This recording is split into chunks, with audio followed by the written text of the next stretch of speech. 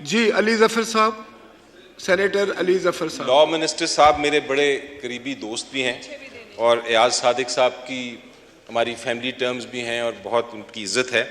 और ये इसमें कोई शक नहीं कि जो इलेक्शन एक्ट के बारे में कमेटी बनाई गई थी उसमें बड़ी खुश उसलूबी से डिबेट हुई, जो जिस तरह मैंने पहले कहा कि पार्ले हुई।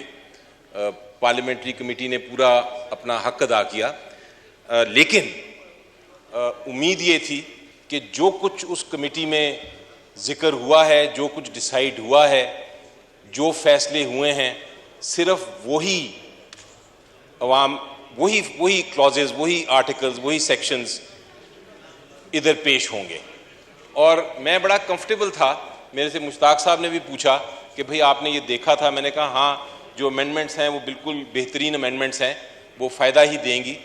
लेकिन जब मैंने ये देखा कि आर्टिकल 2A जैसे सेक्शंस अमेंड किए गए हैं जिसके अंदर ऐड किया गया है, तो मुझे बड़ा अफसोस भी हुआ, गम भी हुआ, थोड़ा सा गुस्सा भी चढ़ा कि हमें कुछ जो एक बार डिस्कस हो के फैसले हो गए तो फिर ये सरप्टिशियसली ये नीचे से कैसे ये अमेंडमेंट्स आ गई। मैं एक्सपेक्ट नहीं करता, मुझे यकीन है कि हो सकता है लॉ मिनिस्टर साहब और एयाज सादिक साहब को भी पता ना हो कि ये बीच में आ गई हैं और ये किसी जादू के तरीके से ये अमेंडमेंट्स नज़र आ गई हैं। मसलन इसमें आप ये देखें कि ये नज़र आ रहा है कि केयर टेकर सेटअप, हमें पता है कि केयर टेकर सेटअप क्यों बनाया जाता है सर। केयर टेकर सेटअप एक न्यूट्रल सेटअप होता है ताकि इलेक्शन जब हों उस पर किसी को शक ना रहे, वो ट्रांसपेरेंट हो, एक इंडिपेंडेंट केयर टेकर सेटअप के तहत हों।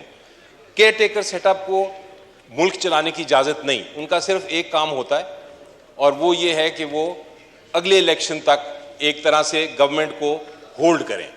वो कोई लॉन्ग टर्म मेजर्स नहीं ले सकते, वो कोई कमिटमेंट्स नहीं कर सकते फाइनेंशियल जो अगली आने वाली इलेक्टेड हुकूमतों को उससे नुकसान हो।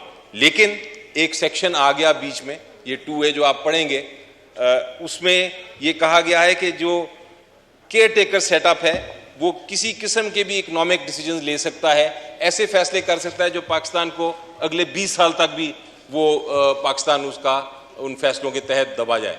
तो ये इस किस्म की जो शिकें हैं सर, यही इसीलिए मैं कहता हूँ कि इससे पहले कि कोई भी बिल आए पार्लियामेंट में डिस्कस करने के लिए उसको सर्कुलेट किया जाए, क्योंकि इतने हमारे पास काबिल इंजीनियर्स हैं, डॉक्टर्स हैं, साइंटिस्ट हैं, एक्सपर्ट्स हैं, एक्सपीरियंस्ड लोग हैं, वो अपनी अपनी बातें कर सकें, अपनी अपनी जो उनके इश्यूज हैं वो सामने ला सकें और अल्टीमेटली जो कानून साजी हो वो मुल्क की बेहतरी के लिए हो।